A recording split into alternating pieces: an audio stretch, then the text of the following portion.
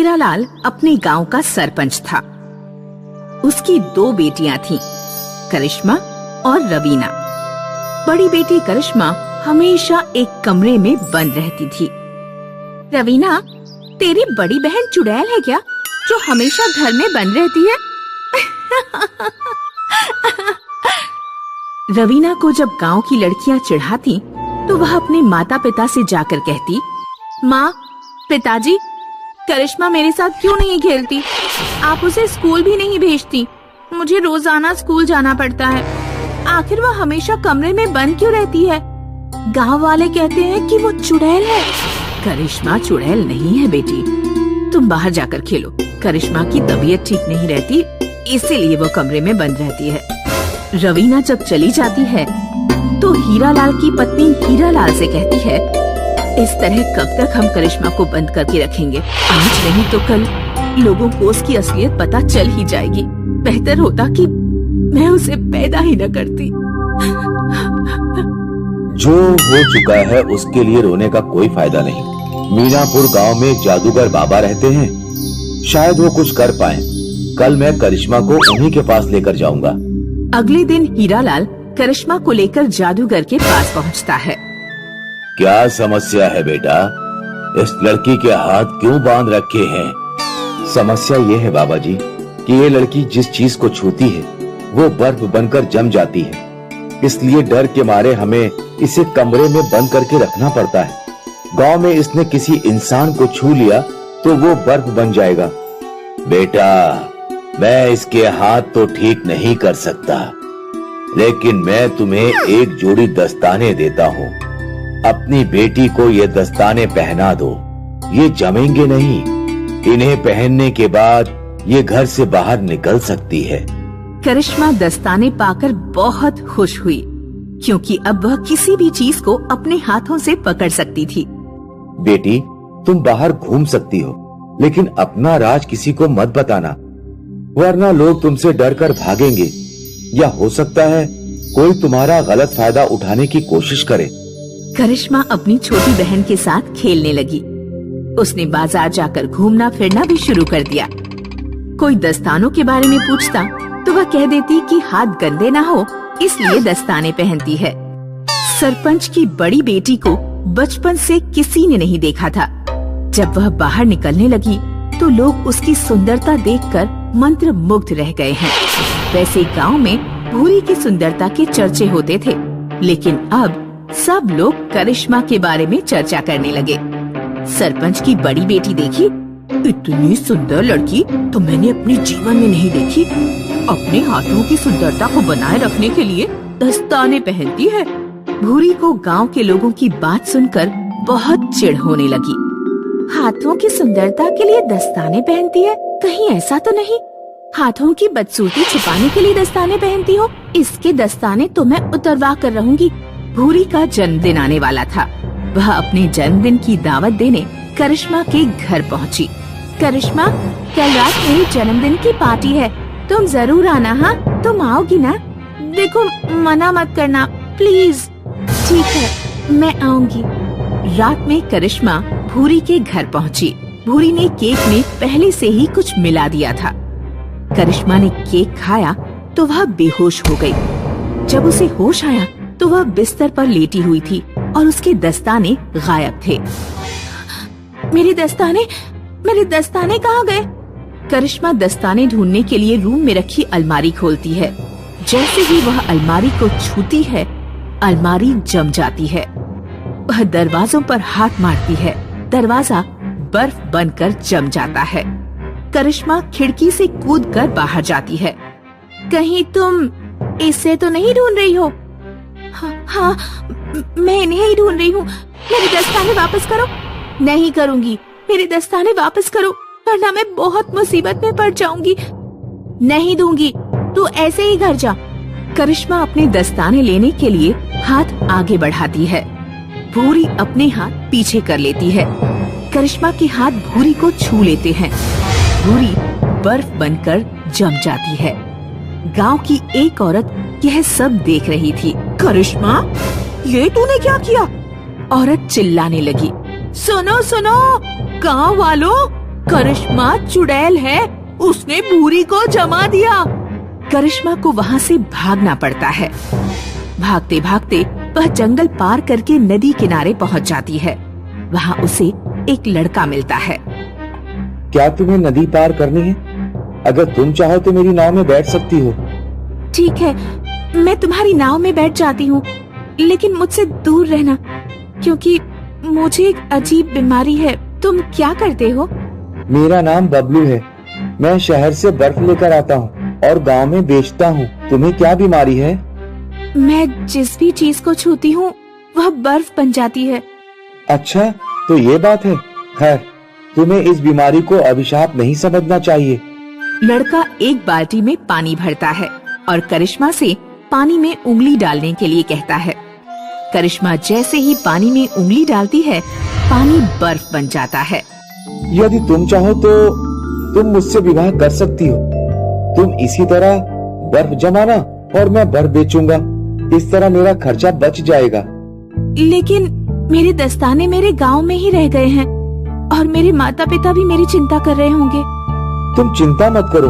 तुम एक पत्र लिख दो, मैं वो तुम्हारे माता पिता तक पहुंचा दूंगा और तुम्हारे दस्ताने तुम्हारे गांव से वापस ले आऊंगा। करिश्मा एक पत्र में लिख देती है कि वह नदी किनारे एक गांव में सुरक्षित है और विवाह करने वाली है। बबलू पत्र ले जाकर उसके माता पिता को पहुंचा देता है। चलो, अच्छा हुआ, बेटी सही सलामत तो है। बबलू दस्ताने लेकर करिश्मा के पास लौट जाता है। करिश्मा और बबलू विवाह कर लेते हैं और खुशी खुशी अपना जीवन बिताने लगते हैं। एक गांव में खुशबू नाम की एक लड़की रहती थी। खुशबू 18 साल की हो चुकी थी, लेकिन उसका दिमाग कुछ बच्चों जैसा था। चल मेरी घोड़ी टुम्बकटू, कहाँ का दूल्हा कहाँ की तू। अरे खुशबू, तू यहाँ खेल रही है, लड़के वाले तुझे देखने आ रहे हैं। उन्हें पता चल गया कि तू इस उम्र में भी खिलौनों से ही खेलती है, तो फिर तेरी शादी नहीं हो पाएगी। चल फटाफट तैयार हो जा और लड़के वालों के सामने अपना मुंह बिल्कुल मत खोलना।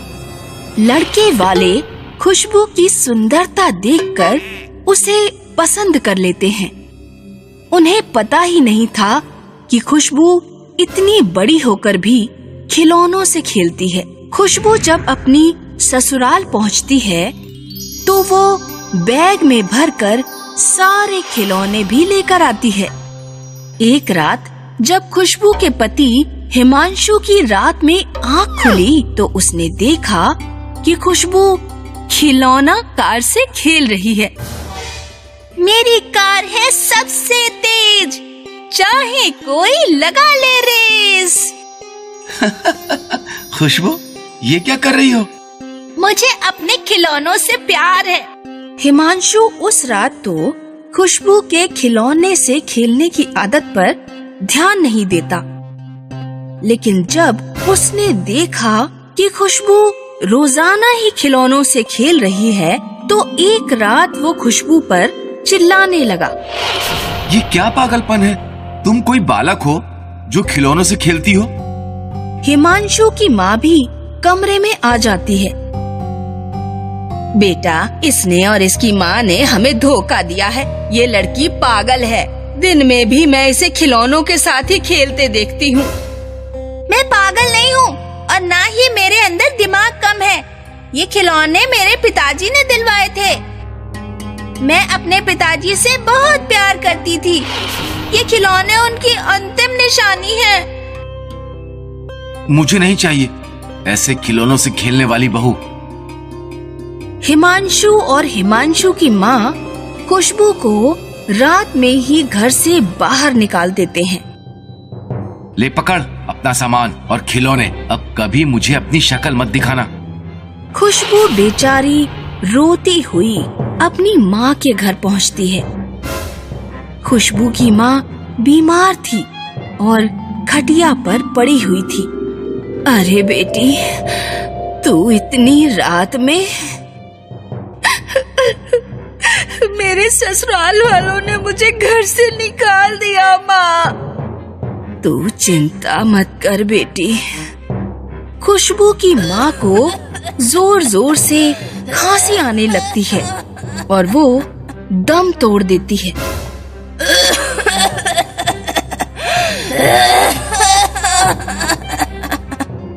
माँ, माँ, उठो माँ, माँ, तुम मुझे अकेला छोड़कर नहीं जा सकती। खुशबू की माँ ने खुशबू की शादी में ही सब कुछ खर्च कर दिया था, इसीलिए उनके घर ना पैसे थे ना खाने को खाना। माँ, माँ नहीं, मेरे पिता नहीं, मेरे ससुराल वालों ने घर से निकाल दिया। अब मैं जीकर क्या करूं?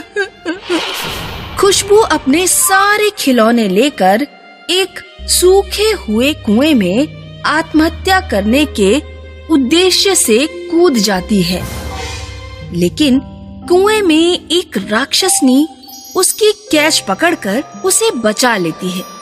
डरो मत, मैं तुम्हें कोई नुकसान नहीं पहुंचाऊंगी। मैं एक अच्छी राक्षसनी हूँ। तुम्हारी तरह और भी कई किस्मत के मारों ने इस कुएं में कूदकर आत्महत्या करने का प्रयास किया, लेकिन मैंने उन्हें बचाया। अब तुम बताओ, तुम क्यों मरना चाहती हो? खुशबू राक्षसनी को अपनी पूरी कहानी बताती है।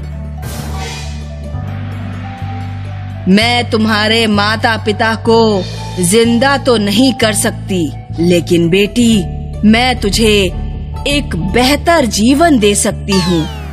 तुझे खिलौनों से प्यार है ना? ये ले जादुई चाबी। ये चाबी तू जिस भी खिलौने में लगाकर घुमा देगी, वो खिलौना असलियत की चीज में बदल जाएगा। लेकिन मन में लालच मत लाना। जिन चीजों की जरूरत हो उन्हें ही चाबी लगाना।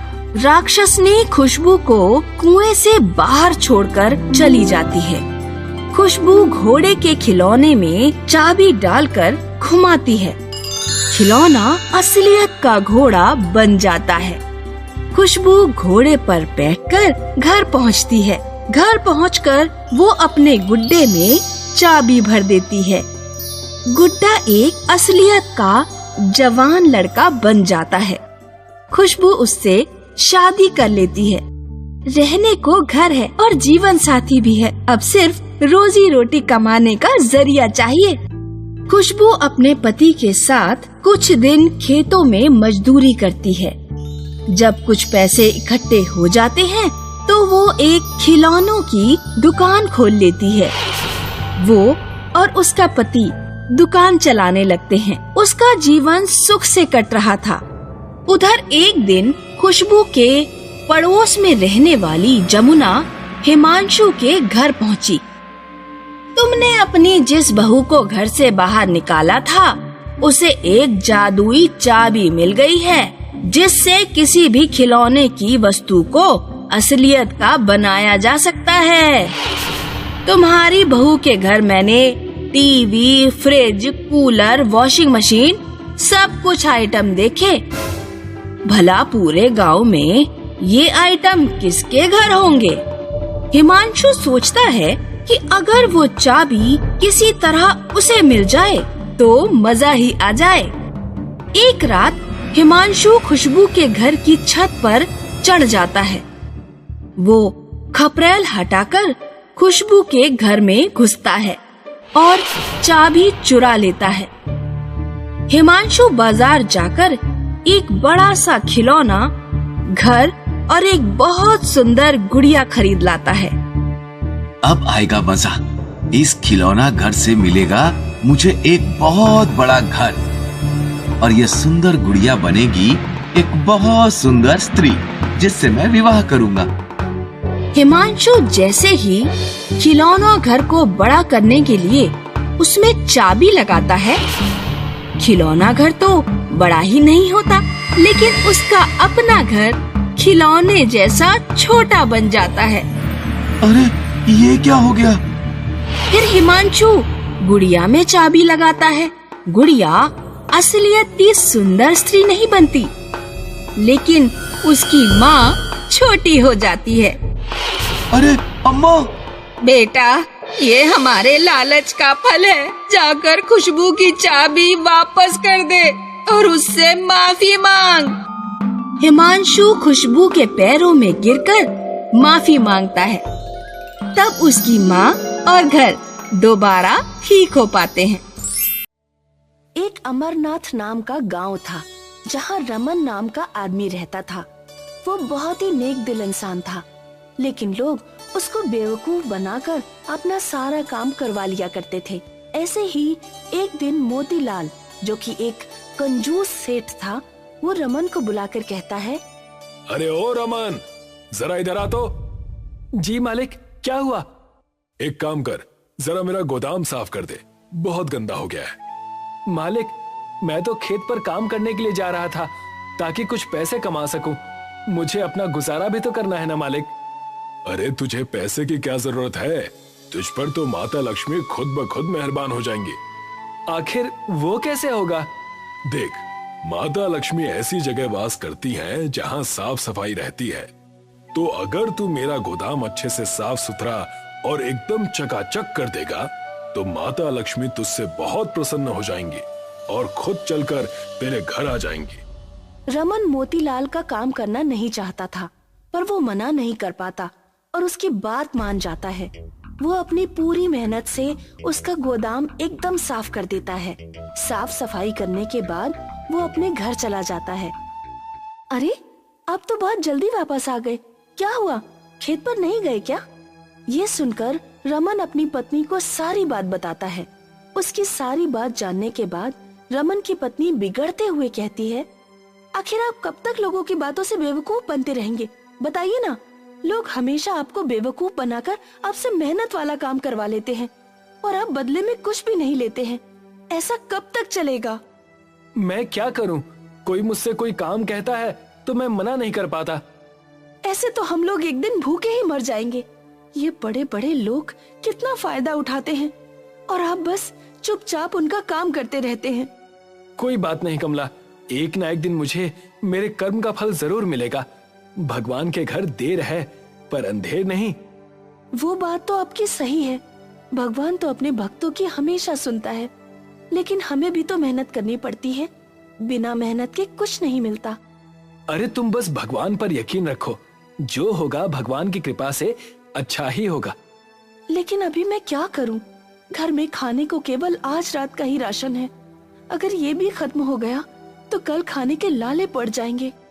भाग्यवान, तुम कल की चिंता मत करो। कल मैं कुछ न कुछ इंतजाम जरूर कर लूंगा, ये मेरा वादा है। आप कहते हैं तो ठीक है। मैं तो भगवान और आपके ही भरोसे जी रही हूँ। तभी उनके दरवाजे पर एक अम्मा आती हैं। कहती हैं, अरे कोई है क्या जो मुझ गरीब की मदद करे? अरे कुछ खाने को हो तो दे दो, मैं कई दिनों से भूखी हूँ। अम्मा, आप अंदर आ जाइए। रमन और उसकी पत्नी अम्मा की बहुत खातिरदारी करते हैं। उसके बाद अम्मा देखती हैं कि घर में उनके खाने के लिए कुछ भी नहीं बचा है। बेटा, तूने सब कुछ मुझे खिला दिया, अब तू और तेरी बीवी क्या खाएंगे? ये सुनकर रमन कहता है, कोई बात नहीं अम्मा, अतिथि तो भगवान समान होता है, तो पहले भगवान को भोजन कराना चाहिए। और वैसे भी हम तो कुछ भी खाकर काम चला लेंगे। आपका पेट भर गया, यही हमारे लिए बहुत है। तुम्हारी ऐसी सेवा भक्ति देखकर मैं तो बहुत प्रसन्न हो गई हूँ। आजकल भला कौन किसी भूखे को खाना खिलाता है? तुम लोग धन्य हो। तब एक रोशनी होती है और देखते ही देखते अम्मा अपने असली रूप में आ जाती हैं। वो कोई और नहीं बल्कि धरती माता होती हैं, जो भेष बदलकर रमन के घर आई होती हैं। धरती माता को देखकर दोनों प्रणाम करते हैं। तब धरती माँ उन दोनों को कहती हैं, मैं तुम दोनों के स्वभाव से बहुत खुश हूँ। तुम दोनों बहुत नेक दिल हो। खुद के पास भोजन ना होते हुए भी तुमने एक अनजान को अपना खाना दिया। बताओ, तुम्हें क्या चाहिए? माता, आपने हमें दर्शन दिए, हम तो वैसे ही धन्य हो गए। हमें और कुछ नहीं चाहिए।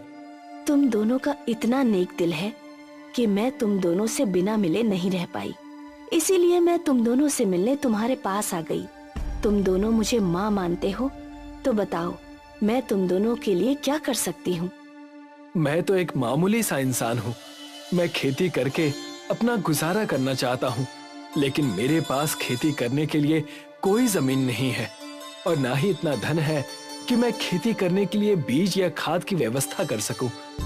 मैं तो बस चाहता हूं कि मैं खेती करके इतना कमा सकूं ताकि ना मैं भूखा रहूं और ना ही मेरे घर से कोई भूखा जाए।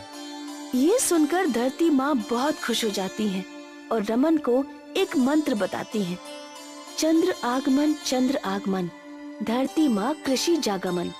जब जब तुम ये मंत्र पढ़ोगे तब तब तुम चांद पर पहुँच जाओगे और तुम वहाँ जाकर किसी भी चीज की खेती कर सकते हो। वहाँ का वातावरण हर तरह की खेती करने में तुम्हारी मदद करेगा और साथ ही साथ वहाँ खेती करने के लिए तुम्हें केवल उस जगह की भूमि को जोतना है। बाकी उस भूमि में जिस भी चीज की खेती करनी हो उसका नाम लेते चले जाना और वो होती चली जाएगी। वहाँ तुम जिस भी चीज का नाम लोगे वो खेती अपने आप उगना शुरू हो जाएगी। तुम केवल उस खेती का पूरा ध्यान रखना और सही समय आने पर अपनी खेती से अपना व्यापार शुरू करना। क्या सच में ऐसा होगा?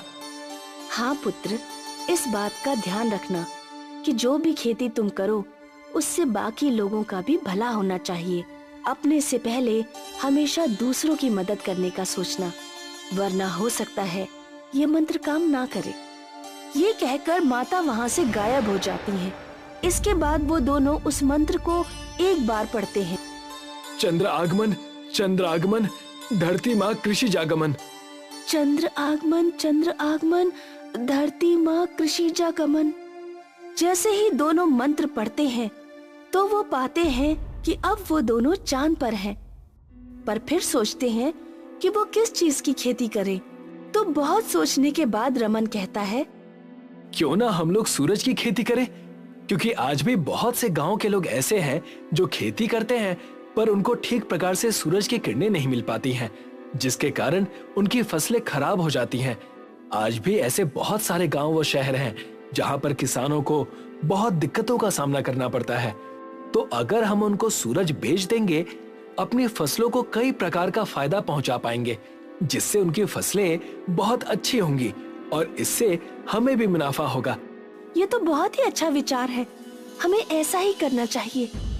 तो ये सोचकर दोनों चांद पर सूरज की खेती करना शुरू कर देते हैं और थोड़े ही दिनों में उसमें बहुत सारे सूरज दिखाई देते हैं।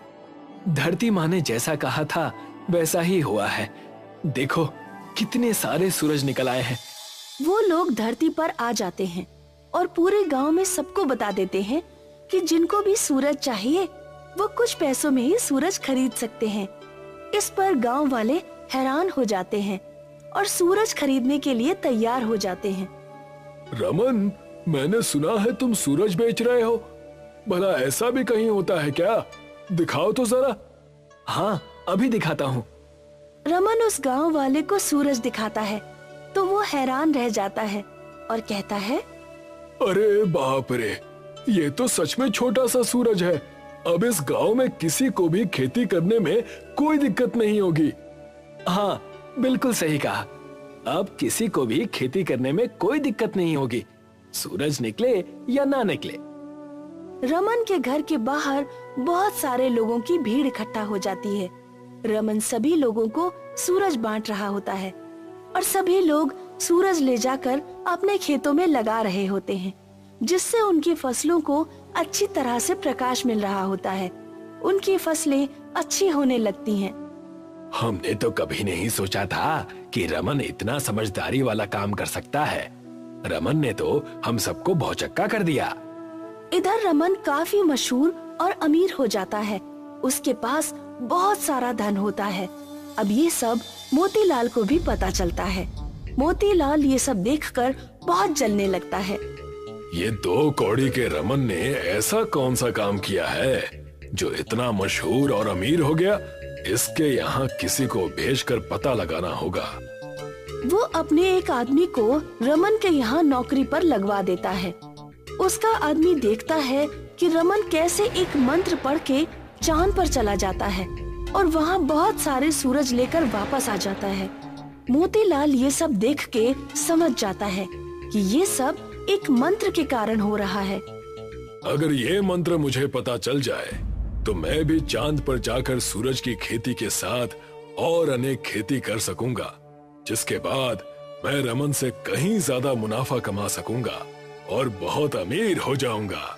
इस 2 कौड़ी के रमन को कोई हक नहीं है इतना अमीर होने का। मोतीलाल ये सब सोच करके रमन के घर के बाहर चुपचाप देख रहा होता है कि रमन कौन सा मंत्र पढ़ रहा है। देर रात रमन एक बार फिर मंत्र पढ़कर चांद पर जाता है, लेकिन इस बार ये मंत्र मोतीलाल भी सुन लेता है। अच्छा, तो एक मंत्र के चलते इतना उड़ रहा है रमन। अब मैं भी चांद पर जाऊंगा और इससे ज्यादा मशहूर और अमीर होकर दिखाऊंगा।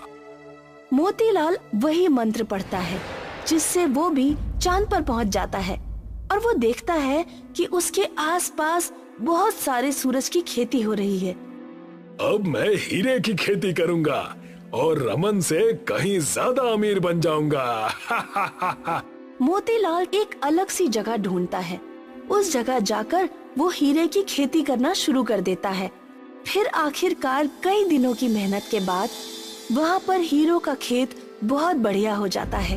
अपने हीरो की फसल को लहलहाता देखकर मोतीलाल मन ही मन बहुत खुश हो रहा होता है। अरे वाह, अब तो मेरे पास हीरो का खेत हो गया। अब देखो मैं कितना अमीर हो गया। मैं दुनिया में जो चाहूं वो खरीद सकता हूँ। चलो अब धरती पर चलकर इसे लोगों को बेचने के लिए कहीं घूमता हूँ। इतना कहकर मोतीलाल वो मंत्र पढ़ता है, पर वो मंत्र कुछ भी काम नहीं करता। ये देख के मोतीलाल बहुत डर जाता है। अरे ये क्या हो रहा है? ये मंत्र काम क्यों नहीं कर रहा है? ऐसे तो मैं यहीं चांद पर फंसा रह जाऊंगा। चांद पर मोतीलाल को सबक मिल चुका था कि आधी अधूरी जानकारी कितनी खतरनाक हो सकती है, लेकिन अब वो कर भी क्या सकता था। वो रोने लगता है। तभी अचानक से चांद पर धरती माता को देख के मोतीलाल उनके पैरों में गिर जाता है। तब धरती माँ उससे कहती हैं, ये तुम्हारा लालच है जिसने तुम्हें यहाँ चांद पर फंसा दिया है। अगर तुमने लालच नहीं किया होता तो तुम अभी आराम से अपने घर पर बैठे होते। माता, मुझे क्षमा कर दीजिए। मुझे नहीं पता था कि मेरा लालच मुझे यहाँ पर लाकर फंसा देगा, और मैं आज के बाद कभी भी लालच नहीं करूँगा। हमेशा लोगों की मदद करूँगा। धरती माँ उसकी बातों को मान लेती हैं और उसे माफ कर देती हैं। वो उसे धरती पर वापस ले आती हैं। मोतीलाल रमन के पास जाकर अपने किए की माफी मांगता है। रमन उसे माफ कर देता है। उसके बाद दोनों मिलकर गरीब लोगों के लिए खेती करना आसान बनाने की कोशिश करने लगते हैं। उनके गांव का बहुत अच्छे से विकास होने लगता है और अमरनाथ धीरे धीरे बहुत प्रसिद्ध हो जाता है। सीताराम गांव में आलू टिक्की और गोलगप्पे बेचता था। उसकी आलू टिक्की और गोलगप्पे दूर दूर तक फेमस थे।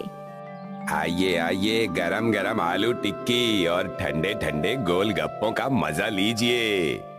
आइए आइए। सीताराम के 2 बेटे थे, मालू और चमन। मालू जहाँ मेहनती और ईमानदार था, वहीं चमन आलसी और चालाक था। मालू और चमन, बाजार चले जाओ। आलू की बोरी और बतासे खरीद कर ले आना।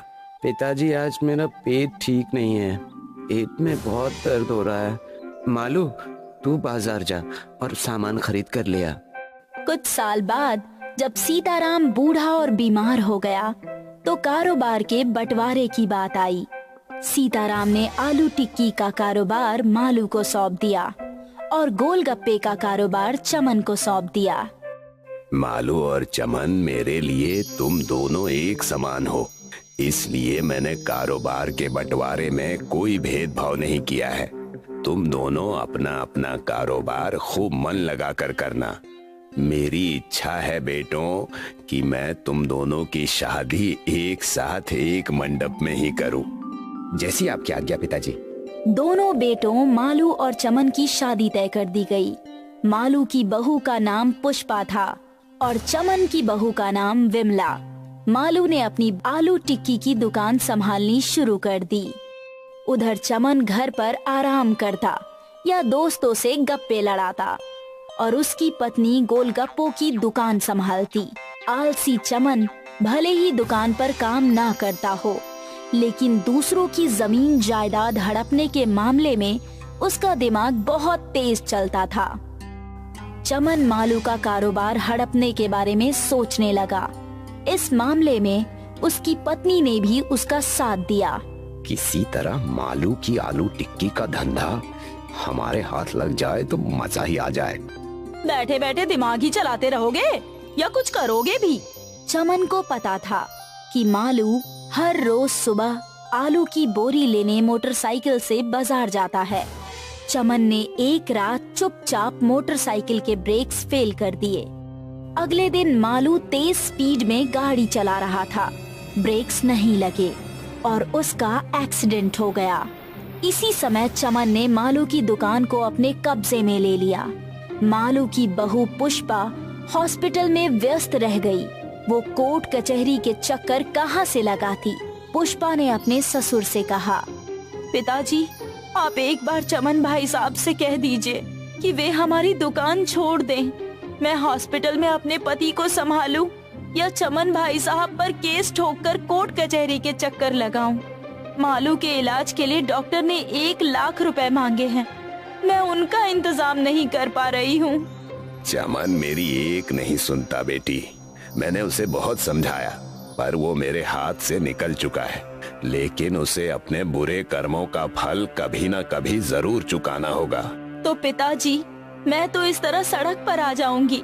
आज चमन भाई साहब ने दुकान छीनी है, कल वो हमारा घर भी छीन लेंगे। दरवाजा बंद करो बहू, मैं तुम्हें एक गुप्त जानकारी देना चाहता हूँ। बहू ने दरवाजा बंद किया। तब सीताराम ने उससे कहा, मेरे पास एक 5 बीघे का खेत है। ये खेत मैंने ऐसे ही समय के लिए बचा कर रखा था। मैंने अपनी वसीयत में वो 5 बीघा खेत तुम्हारे नाम कर दिया है। तुम चाहो तो वहीं पर झोपड़ी डालकर भी रह सकती हो। सीताराम ने पुष्पा बहू को खेत का पता बता दिया। ये एक गोभी का खेत था। चमन को कुछ पता ना लगे, इसलिए पुष्पा चुपचाप ही कुछ सामान लेकर खेत पर चली गई। पुष्पा बहुत मेहनत से गोभी की फसल उगाने लगी। बाकी समय हॉस्पिटल में जाकर अपने पति की देखभाल करती। वैसे तो पुष्पा के खेत की गोभी शहर की मंडी में जाती थी और फिर लोगों के पास जाती थी, लेकिन धीरे धीरे शहर से लोग सीधे गोभी लेने पुष्पा के पास आने लगे। बहन जी, आपके खेत की गोभी बहुत स्वादिष्ट बनती है।